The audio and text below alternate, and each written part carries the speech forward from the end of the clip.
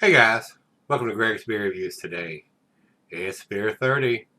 Let's go take a walk, see what's in the fridge today.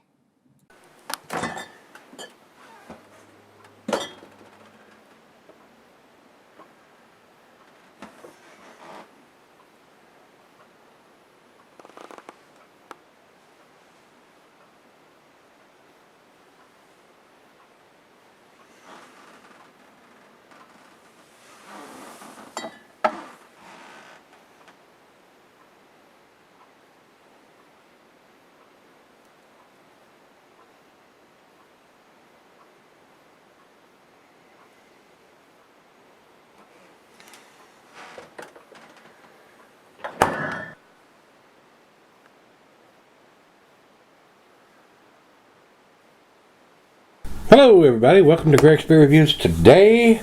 We got us a Pilsner. This is Pilsner Urquell or Urquell or however you want to pronounce that last name. This was sent to me by Greg, and he writes on this one. He says, while you and I don't gravitate toward Pilsners, and that may be an understatement, guys, for me anyway, he said this one is well worthy of review. This is the original Pilsner from Plzeňský. It doesn't just exemplify the style, it defines the style. He said him and Rob did a head-to-head with this against a Trillium Pilsner, and this won handedly. He said he got it at a craft beer store. Guys, I don't buy lagers, Pilsners, or anything like that anymore. I drank enough lagers in my day to float a battleship around. But this one is a quality made beer, and not like Budweiser, Miller, and Coors, where they throw adjuncts in for head retention and rice and corn and everything else they can throw in there to keep them throwing barley in there, because barley's expensive. It says here they've been doing this since 1842, so they probably got it figured out, don't you think? And this, like I said, is from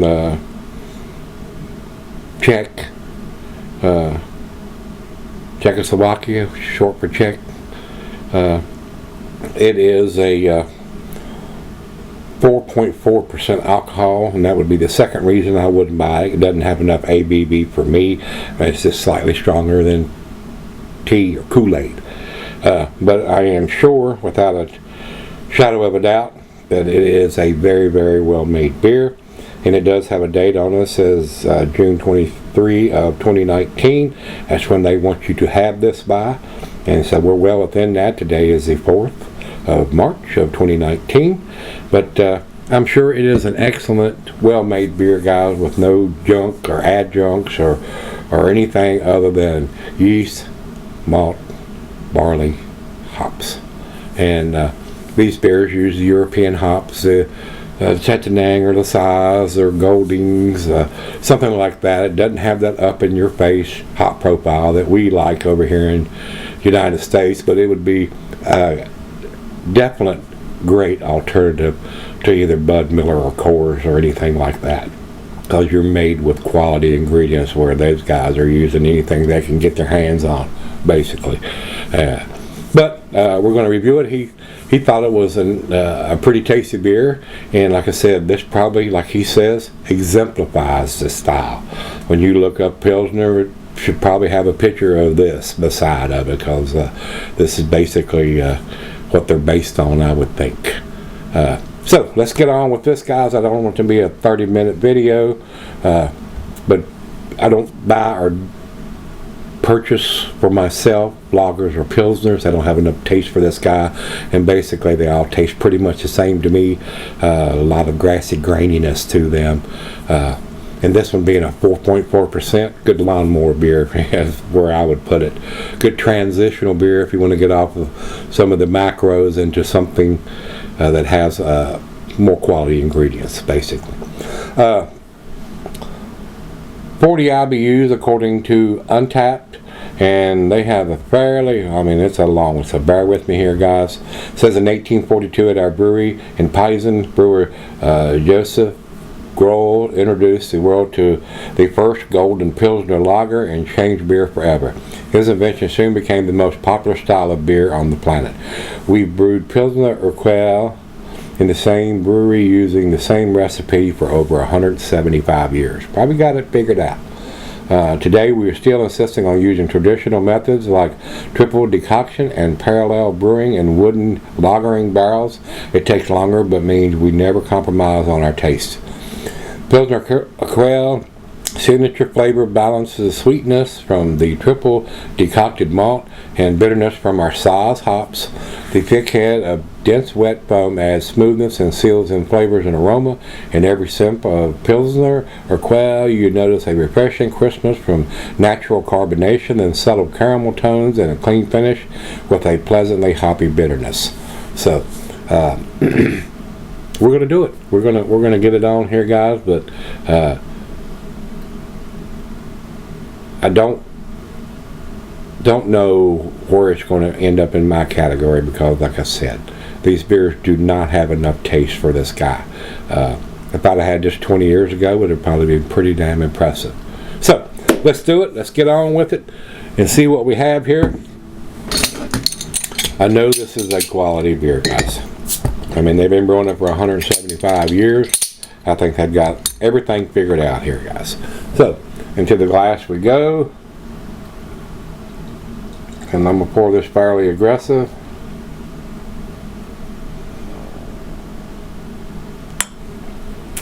About a half a finger of head on that pour. Crystal clear. Nice amber color. Not to the light golden color like a lot of lagers have, but this one has a little bit more darkness to it. Let's get it to the nose. Typical grassy graininess in there. Smells very clean and crisp. Definitely pick up on the Saaz hops. Smells pretty good for what it is, guys. Well, let's dive in. Cheers, everybody. Cheers, Greg.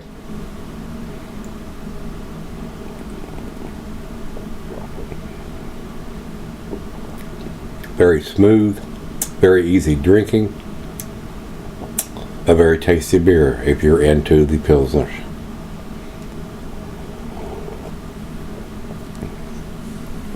And being a 4.4%er, you could have, this would be a good pool beer, a good beach beer, other than being in a glass instead of a can, where they kind of frown on that in those areas a lot of times. Something you could drink multiples of and not get too inebriated. So, well, let's sip on this one and see what we end up with. Alright, guys, I'm back. Got just a little left in here. A very, very well made beer. Very traditional in the Pilsner taste. There may be a slight hint of some caramel in there, but basically the grassy graininess is pretty prominent. Very well made, though. I just can't stress that enough. They've used quality ingredients on this and no fillers or adjuncts. This would be a good one, like I said, a good pool or beach beer, other than being in a glass, where you could drink multiples of it. A good lawnmower beer is what I call them. Something you could have multiples of and not get too inebriated. So, with that being said, let's do the final chug on this one.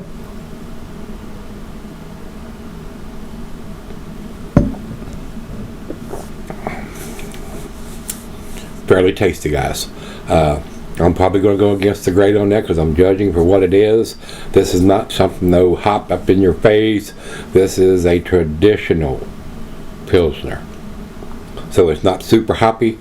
The hops are in line with what the style of the beer is, using European hops and quality ingredients. So, guys, to me, the date's on the bottle, the ABV is on the bottle. It's absolutely well-made beer. I'm going to give this a B+. If you say, oh my God, it's an A beer, I would not argue with that. It's just not my cup of tea, not my style, not my ABV.